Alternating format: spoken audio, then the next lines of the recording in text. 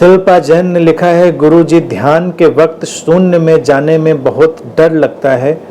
ऐसा लगता है कि वापस बाहर ना आ पाई तो क्या होगा, कृपया मार्गदर्शन दें। कुछ काम ऐसे होते हैं जिनको डरने के बावजूद भी करना होता है। डरिए लेकिन करिए। शून्य में जाने का तात्पर्य क्या है? शून्य में जाने का तात्पर्य है धारणा रहित,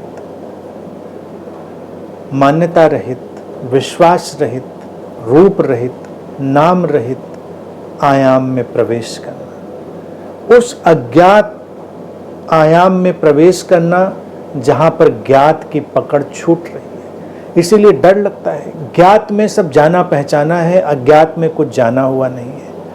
तो वो शून्य है, वो अज्ञात का, अज्ञेय का एक प्रतिबिंबन, एक रिफ्लेक्शन हमारे भीतर। हम अपने रूप से, अपने पहचान से, अपनी आइडेंटिटी से भरे हुए हैं। ध्यान में शून्य में प्रवेश का अर्थ है सारी पहचानों से मुक्त हो जाना। तो डरने की कोई बात नहीं। ये अनुभव कभी कभी सिंबॉलिक फॉर्म में भी आ जाता है कि मन हमारे लिए एक ऐसा शून्य रच देता है, कि ऐसा अनुभव रच देता है, हमको लगता है अगर हम उसमें खींच लिए गए तो जैसे हम मिट जाएंगे। ये मन का एक चित्रण है, हमारे लिए उसका एक निर्माण है जो वो अनुभव कर रहा है हमारा अंतर्मन। और मिटेगा क्या? जो भी स्यूडो है, जो भी छद्म है, वो मिट जाएगा। तुम्हारी पहचान मिट जाएगी, आइडेंटिटी मिट जाएगी। इसलिए डर लगता है। बाहर नहीं आ पाई जो डर लगता है, जब हम उसमें प्रवेश कर जाते हैं तब उस पर हमको हंसी आती है, हम हंस पाते हैं। क्योंकि ये क्या नहीं बाहर आएगा और क्या जाएगा, हम इसी तो उलझन में थे। हम जिस पहचान के साथ ध्यान में जाएंगे और ध्यान सचमुच में घटा और शून्य ने हमें आच्छादित किया, तो जो बाहर लौटेगा वो पहचान मुक्त होगा। इसीलिए जो रियल मेडिटेटर हो जाता है वो किसी संप्रदाय का हिस्सा नहीं रह जाता, वो किसी संगठित धर्म का हिस्सा नहीं रह जाता, वो किसी टैग वाला ब्रांडेड मेडिटेटर नहीं रह जाता, क्योंकि उसका कोई ब्रांड ही नहीं। वो तो पहचान थी, आइडेंटिटी थी कि भैया आप ये हैं, और उसने सबको खींच लिया। उस शून्य ने सबको समाप्त कर दिया। इसीलिए शून्य डराता है। हम अपनी पहचानों से जुड़कर ही तो जीते हैं। यहाँ तक कि ध्यानी की पहचान ही बनी रहे मेडिटेटर की, तो वो भी अच्छा लगता है। कम से कम हम मेडिटेटर हैं, हम साधक हैं, हम सीकर हैं। ध्यान का शून्य अगर तुमको अवशोषित कर ले, अब्जॉर्ब कर ले, तो थोड़ी देर के लिए तुम ये कहने में भी सक्षम नहीं रह जाओगे कि तुम सीकर हो, खोजी हो, मेडिटेटर हो, साधक हो, तपस्वी हो, क्या हो।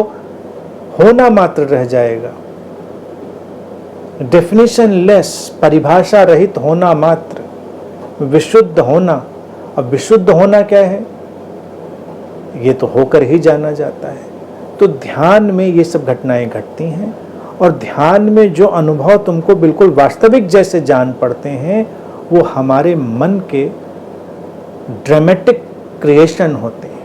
क्योंकि कभी कभी कुछ लोगों को ऐसा लगता ही है कि जैसे एक बॉटमलेस एबिस है जिसमें वो बस खींच लिए जाएंगे। उनको लगता है कि खींच लिए जाएंगे, लेकिन ये हमारे मन का निर्माण। आप खींच जाएं, डरना किस बात का? भाई देखिए, डरना तो तब चाहिए जब कोई परेशानी हो, समस्या हो। अगर ध्यान में हम प्रवेश करें और उसके बाद हम वापस ही ना आए, तो डरना क्या? इससे ज्यादा संतुष्टि वाली बात क्या होगी, सुकून वाली बात क्या होगी? आप सोच के देखिए। गहरा ध्यान, हम प्रवेश कर गए, उसके बाद वापस ही नहीं आए, झंझट खत्म। सारा जो आसपास का उपद्रव बवाल था, खत्म। चिंता किस बात की? और एक जॉय था। लेकिन ऐसा होता नहीं कि आप खत्म हो जाएंगे। आपकी आइडेंटिटी जरूर डिस्ट्रॉय होगी, लेकिन अगर वैसा भी हो जाए, मैं कहता हूं, तो भी डरने की बात क्या है? आपकी तो झंझट खत्म हो जाएगी ना। बाकी पीछे लोग जो बचेंगे वो संभालेंगे, देखेंगे, वो उनकी झंझट है, वो अपना जाने। जो सामने होता है वो अपना निपटाता है। आप निपट गए, आपका जीवन निपट गया। बाकी जो पीछे रहेंगे उनकी अपनी डेस्टिनी वो अपना अपना निपटाएंगे। यहाँ तो हर कोई अपना अपना निपटाता है। ये एज इट इज नहीं है। ध्यान कभी भी तुमको मार थोड़े ही डालता है कि उसमें गए तो बस मर गए। हाँ, मरते हैं एक अर्थ में, जिसको गोरख कहते हैं कि ये जो जोगी है, ये जो साधक है, वो मर जाए, तो वैसा कुछ नहीं होता। शिल्पा कहते हैं घर वाले डॉक्टर के पास ले जाएंगे कि अचानक से क्या हुआ। देखो, पहली बात तो ऐसा कुछ होने वाला नहीं कि डॉक्टर को ले जाने की नौबत आए। पक्का समझ लो, ऐसा कुछ होने वाला नहीं। और कुछ हो गया और डॉक्टर के पास घर वाले ले गए तो घर वाले इतनी तो सेवा कर ही सकते। अब घर वाले बने ही इसीलिए, भाई लव्ड वन का काम क्या है, थोड़े बहुत तो हेल्प करेंगे ही।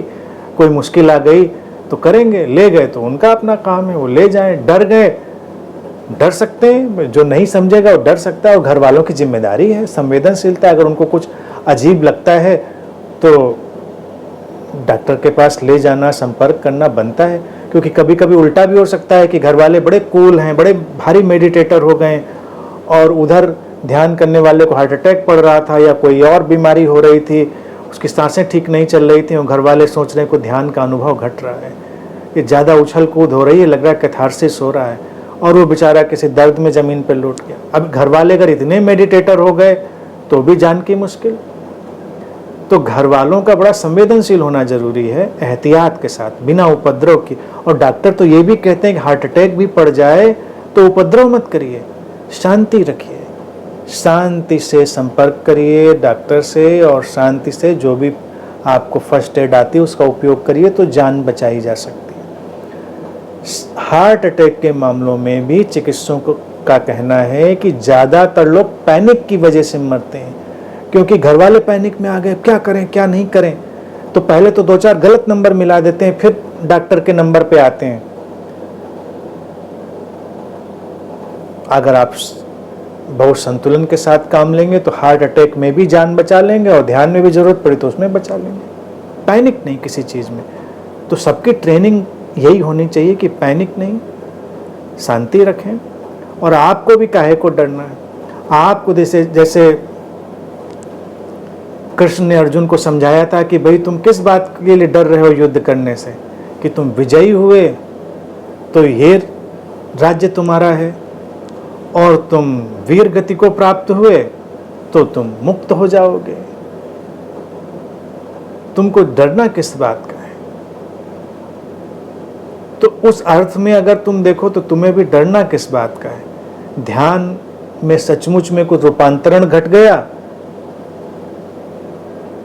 ध्यान की सिद्धि हो गई, और ध्यान में निकल गए तो भी मुक्ति हो गई। क्योंकि बिना झंझट के चले जाना भी तो बड़ा भारी आशीर्वाद है। और बाकी रहा घर वालों का, घर वाले प्रेम पूर्ण है तो सारी स्थितियों को संभालेंगे, ये उनकी जिम्मेदारी भी बनती है, थोड़ी बहुत आपकी बनती है, उनकी भी बनती है, तो थोड़ा उनको सेवा करने का मौका देना चाहिए।